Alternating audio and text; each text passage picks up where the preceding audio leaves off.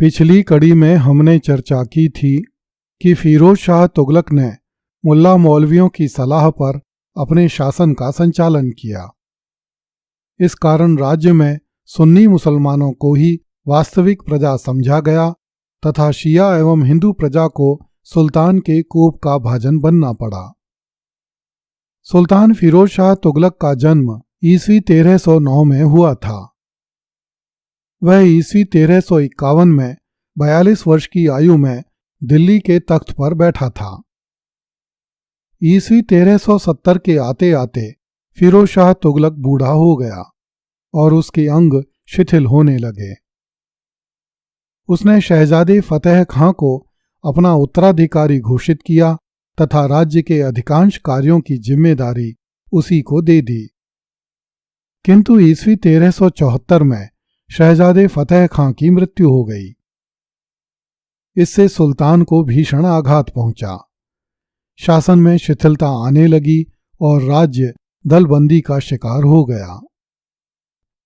फिरोज ने अपने दूसरे शहजादे जफर खां को अपना उत्तराधिकारी बनाया, किंतु उसकी भी मृत्यु हो गई। इस प्रकार फिरोज के अंतिम दिन सुख तथा शांति से नहीं बीते। वृद्ध हो जाने के कारण फिरोज शाह शासन को नहीं संभाल सका। शासन की सारी शक्ति प्रधानमंत्री खाने जहां के हाथों में चली गई। फिरोज ने अपने तीसरे शहजादे मोहम्मद को अपना उत्तराधिकारी चुना, किंतु खाने जहां तख्त प्राप्त करने के लिए शहजादे मोहम्मद को अपने मार्ग से हटाने का उपाय खोजने लगा। उसने सुल्तान को समझाया कि शहजादा कुछ असंतुष्ट अमीरों से मिलकर सुल्तान को मारने का षड्यंत्र रच रहा है। सुल्तान ने षड्यंत्र करने वालों को कैद करने की आज्ञा दे दी, परंतु शहजादा मोहम्मद राजवंश की स्त्रियों के साथ औरतों के कपड़े पहनकर चुपके से पालकी में बैठकर सुल्तान के सामने महल में उपस्थित हुआ और सुल्तान के चरणों में गिरकर उसे समझाया कि वजीर खाने जहां स्वयं तख्त पाना चाहता है, इसलिए उसने शहजादे पर षड्यंत्र का झूठा आरोप लगाया है। फिरोज के मन में यह बात बैठ गई। उसने खाने जहां को पदच्युत करके बंदी बना लेने की आज्ञा दे दी। जब खाने जहां को इसकी सूचना मिली, तब वह मेवाड़ की ओर भाग गया, जहां सुल्तान की सेनाएं प्रवेश नहीं कर सकती थीं। शहजादा मोहम्मद फिर से सुल्तान का कृपा पात्र बन गया और विलासिता का जीवन व्यतीत करने लगा। उसने अपने कई अयोग्य मित्रों को नौकरियां दे दी। इससे योग्य तथा अनुभवी अफसरों में असंतोष फैलने लगा और धीरे धीरे शहजादे मोहम्मद का विरोध होने लगा। अंत में गृह युद्ध की स्थिति आ गई। इस युद्ध से घबराकर शहजादा मोहम्मद दिल्ली छोड़कर सिरमौर की पहाड़ियों की ओर भाग गया। वृद्ध सुल्तान फिरोज शाह तुगलक ने फिर से दिल्ली का शासन अपने हाथों में ले लिया। अत्यंत वृद्ध हो जाने के कारण वह शासन को नहीं संभाल सका।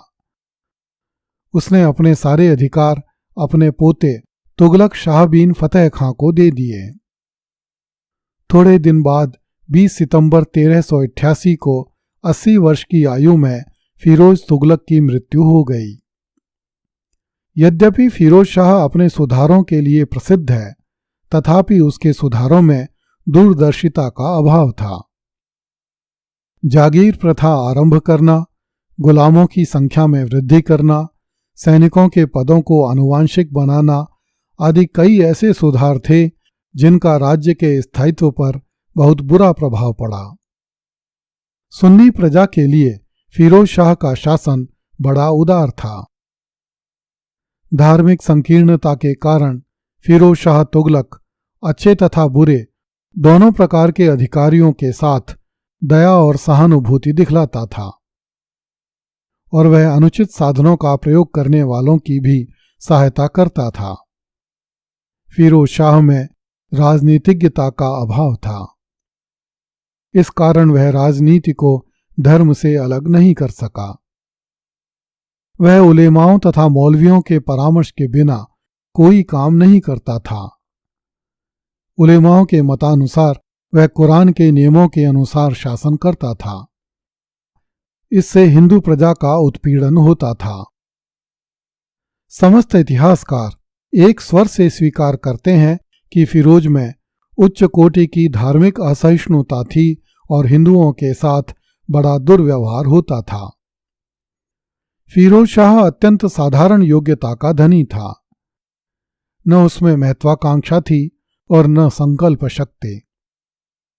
सामरिक दृष्टि से उसका व्यक्तित्व बहुत छोटा था। उसमें संगठन तथा संचालन शक्ति का सर्वथा अभाव था। न वह साम्राज्य की वृद्धि कर सका और न उसे छिन्न भिन्न होने से रोक सका। उसकी सेना का संगठन दोषपूर्ण था। जागीरदारी प्रथा तथा सैनिकों के पद को वंशानुगत बनाकर उसने शासन में ऐसे दोष उत्पन्न कर दिए जिनसे तुगलक वंश का पतन प्रारंभ हो गया। फिरोज शाह के कार्यों में न कोई मौलिकता थी और न दूरदृष्टि। सुल्तान का स्वभाव उसका सबसे बड़ा शत्रु था। सुन्नी प्रजा के प्रति उसकी उदारता तथा दयालुता और गैर सुन्नी प्रजा के लिए उसकी कठोरता उसके अच्छे कार्यों को चौपट कर देती थी। 14वीं शताब्दी ईस्वी में सफलतापूर्वक शासन करने के लिए एक सुल्तान में जिस संतुलन का समावेश होना चाहिए था उसका फिरोज शाह में अभाव था। सारांश यह है कि यद्यपि फिरोज के कृत्यों से सुन्नी प्रजा को सुख पहुंचा, परंतु उसकी नीति के अंतिम परिणाम बुरे हुए और सल्तनत कमजोर हो गई। फिरोज तुगलक का पिता मुसलमान तथा माता हिंदू थी। स्वाभाविक रूप से फिरोज को हिंदुओं से भी सहानुभूति होनी चाहिए थी, किंतु हिंदू स्त्री का पुत्र होते हुए भी फिरोज कट्टर मुसलमान था और उसे हिंदुओं से घोर घृणा थी। उसने धार्मिक असहिष्णुता की नीति का अनुसरण किया। एक ओर तो उसने अपनी प्रजा पर 24 प्रकार के कर हटा दिए, किंतु दूसरी ओर उसने ब्राह्मणों पर भी जजिया लगा दिया। एक ओर फिरोज तुगलक मुस्लिम प्रजा को सुखी बनाने का प्रयास कर रहा था, किंतु दूसरी ओर वह शिया संप्रदाय के मुसलमानों के साथ भी अच्छा व्यवहार नहीं कर रहा था। सूफियों को भी वह घृणा की दृष्टि से देखता था। सुल्तान फिरोज शाह स्वयं को दयालु कहता था, इसलिए वह बंगाल में सुन्नी मुस्लिम औरतों का क्रंदन सुनकर जीती हुई बाजी हार कर लौट पड़ा, किंतु मार्ग में उसने जाजनगर तथा जगन्नाथपुरी पर आक्रमण करके हिंदू सैनिकों का वध करने में कोई संकोच नहीं किया। जाजनगर के हिंदू राजा ने सुल्तान फिरोज शाह की अधीनता स्वीकार कर ली थी और प्रतिवर्ष कुछ हाथी भेजने का वचन दिया था, फिर भी सुल्तान फिरोज शाह ने जगन्नाथ मंदिर को नष्ट भ्रष्ट करवा दिया और मूर्तियों को समुद्र में फेंकवा दिया। जाजनगर जीतने के बाद अनेक हिंदू सामंतों तथा भूमिपतियों को नष्ट करता हुआ फिरोज शाह तुगलक दिल्ली लौटा। उसने नगरकोट के राजा से विपुल धन लेकर भी वहां बड़ी संख्या में हिंदुओं को मारा। इसलिए इतिहासकारों ने लिखा है कि फिरोज न तो अशोक था न अकबर, जिन्होंने धार्मिक सहिष्णुता की नीति का अनुसरण किया था, वरन वह औरंगजेब की भांति कट्टरपंथी था। अगली कड़ी में देखिए